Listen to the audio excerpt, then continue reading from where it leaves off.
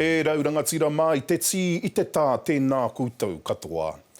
Ko ngā kaimahi hanganga I te tai rāwhiti e takatū nei ki te hāpaia ke ngā mahinga rori I te rohe, I raro I te pūtea whakatipu I ngā rohe e toru te kaumārua miliona tāra te wāriu, he wāhanga ia o ngā mahi haumanua kei ngā herenga o te mate korona. Ko te matapā ia e hia nei ngā rautangata o te haukāinga, ka whiwhi mahi ia rātau. Kei te whakawhiti matau rātu rā tātou tēnei wā kia Tāroe Black mō te roa ngā ki o ngā kōrero. Tāroe, he haranga tai pito kei a hoe. They're not even listening, eh? If you're not listening, Angelo out of my ear.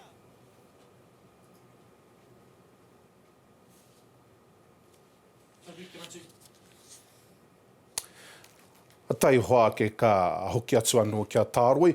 Koe no, ki te kaupapa e whai ake nei ngaiwi, ko te kāwanatanga kai te whakangao I te whā, I te whā te kau miliona tāra, ki tētahi whakahoahoatanga me ngai Māori, ko te whai kia maha kia I ngā whare ruruhau nā te heke atu o te mate kore whare.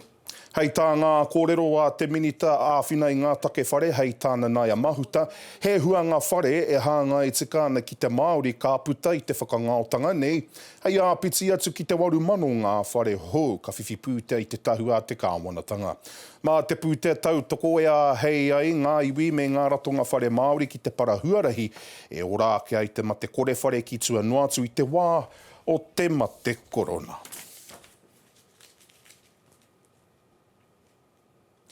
E hia nei ngā wiki e pāi ana ki uta ka tere ngā waka hika ki te moana I raro I te taumata o hiti tuarua. Ko rātau ko ngā kai whakangau kua whakaaetea kia mahi anō I wā rātau mahi I raro I ngā tikanga o te wā. Kia ora boi. Kia ora boi. E tūranga hara koa ana, kua hoki mai ki te māra nui a Tangaroa. Oh, it feels mean, bro. Can't wait to get out there. Oh, I missed it, yeah. Now I'm loving the day out. It is great, but it's been frustrating because the weather's been so good out here. The sea has been flat and the fish have been boiling up. Kua whitu wiki ngā kai hi ika nei no maketu me te puke, e tiaki ana kia weteki na ngā here a te kāwanatanga o te hi ika mārunga poti. It's been frustrating and I think it's more so frustrating that little places like Makatu and that where you can always been able to go out and get your kai moana for your family and that you're not allowed to. I raro I te taumata ohiti tuawha, tuatoru hoki, kaore I whakaetia te hi ika mārunga poti, a he wero nui hoki ki etahi. Sort of bought my fish actually from New World. Learned how to cook, bro. Yeah, it was getting to the point, we've got to get out there, we've got to get things done, let's get moving, let's do stuff, otherwise you're just going to lose the plot after a while. Engari no te tae te kua huri ngā aukati ka wetekina, he oe e mea ana ngā tohutohu me noho tawhiti tonu, me kaua hoki e toha rauemi, me noho haumaru anō hoki. I'm just going fishing, I don't really care. I whakaetia te hi ika I tātahi me ngā toka I te taumata tuatoru, engari anō ki make tū nei, nā runga I te noho haumaru a te hapori. This is usually full along here. Usually 100 people. Here we go, here we go. Yeah, baby. Engari I te rā nei e mui ia ana te ngutuawa o Kaituna, etahi I haere mai I Tokoroa rāno. 6 o'clock we got here. Is this your first one? Second one. Got our first one within 10 minutes. I nā hoki mō etahi herehia, ki etahi atu he whakapono, he rongoa anō hoki. Kere ama right, te ao Māori. Kia ora mai anō. Ko ngā kaimahi hanganga I te tai rāwhiti e takatū nei ki te hāpaia kei ngā mahinga rori I te rohe, I raro I te pūtea whakatipu I ngā rohe e toru te kaumārua miliona tāra te wāriu, he wāhanga ia o ngā mahi haumanua kei ngā herenga o te mate korona. Ko te matapā ia e hia nei ngā rautangata o te haukāinga ka whiwhi mahi ia rātau. Kei te whakawhiti matau rātu rā tātou tēnei wā kia Tāroe Black mō te roa ngā ki o ngā kōrero. Tāroe, he rongo pai tēnei ki te tai rāwhiti. Perapei te motu whānui meki, ara he ana whakamua tēnei mō te rohe o te tai rāwhiti, ara ko te whakautu i nā nawe mō taua huna, e noho here atu ana ki a rātou nei kāina nā te mate urutā.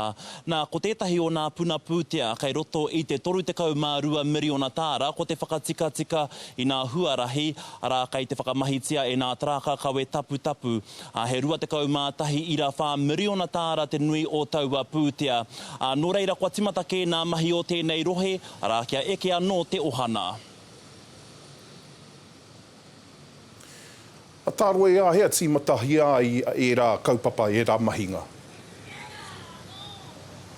Hei ki tā te kauni hera ārohe o Tūranganui a kiwa hei te mutuna o tēnei tau, ara ka timata aua momo mahira. O tira ko te whaina nui ara o nā kamupene o tēnei rohe, ara ko te whakatōpū mai i taua huna kei te nana ki nā tūranga mahira. E hānai pū ana hoki taua kaupapa ki te whakatauki a te rohe, rau tipu, rau ora. Ko tētahi atu o nā kaupapa nunui ara o tēnei rohe, i puta nā pātai a te kauni hera ina nahi, i runa i a rātou nei pai tukutuku, ara e pāna ki e nei momo take nunui e whai ana ara e nā whānau. Ko tētahi o nā nawe nui kei nā whānau, ara ko te tikana o nā take whare me te hauora, ara hei kōrero hei wānana mā rātou. Parapi, hoki atu ki a koe. Kia ora, tāroe Blair ki Tūranganui a kiwa tēnā koe. Ko atu i te ono rau ngā mōkihi o taota te tako hātu nei ki ngā kaipāmu i te matawa māui, rātau e rarua nei te tauraki ki kino rawa kua kita i te rohe i ngā taumaha ki muri.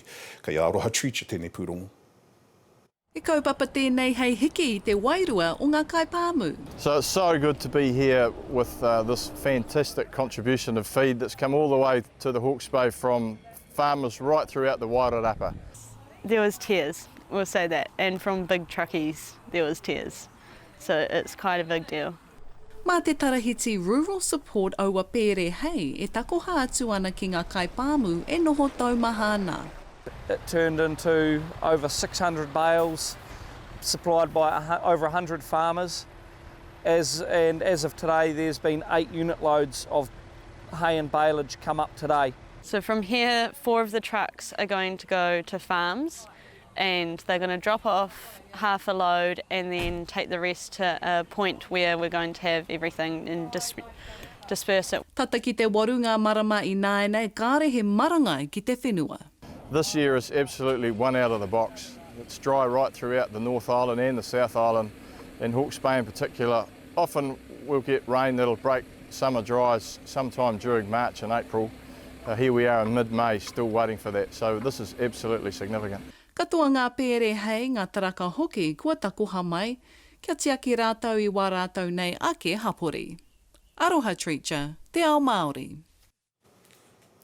Ko te rā tuatahi tēnei o ngā tikanga whakatiki mo te whakamahi te wai ki roto Tāmaki Makaurau.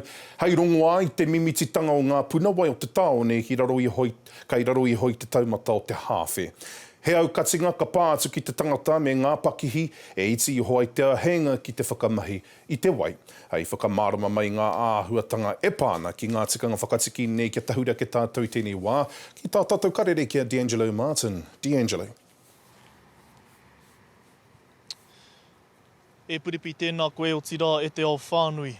Ai rā, mai te timatanga o tēnei tau, tainoa mai ki tēnei wā tonu. Kua noho maro ke rawa a Tāmaki Makaurau.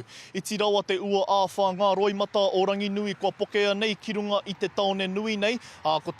Ko te otinga iho nei, ara ko ngā kurawai, ko ngā punawai matua o Tāmaki nei. Kua noho maroke, kua noho tauraki rawa.